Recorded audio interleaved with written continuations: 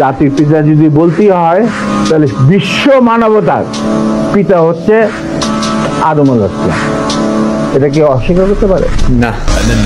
আসসালামু আলাইকুম ভিউয়ার্স, আমার জীবনে মেজর ডালিম চাচারে এই প্রথম দেখলাম। কথা হচ্ছে আপনার সাবেক সরকার পুরা জীবন লাগিয়ে দিয়েছে তারে খুঁজে বের করার জন্য, কিন্তু তারে পায় নাই।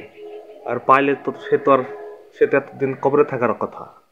কিন্তু সাংবাদিক ইলিয়াস ভাই আসলে একটা মাল, সে তারে কেমনে ম্যানেজ করে ফেলছে, আমি তো অবাক।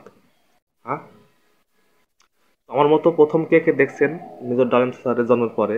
শেষে হাত তুলবেন কমেন্ট বক্সে। আর কথা হচ্ছে, আমার যে স্কুল জীবনের যে এত ইতিহাস পড়া পড়ি, এত 10-12 বছরের আমার খাটনি, ডালিম চাচা তো পুরা পানি করে দিল। হ্যাঁ, পুরা পানি করে দিছে। মানে পুরা 2 ঘন্টা লাইভে এসে পুরা যা পড়ছি আমি আমার স্কুল লাইফে, ইতিহাস, বাংলাদেশের ইতিহাস, বঙ্গবন্ধু ইতিহাস, সব উল্টাপাল্টা করে দিয়েছে। মানে মেলে না আর কি।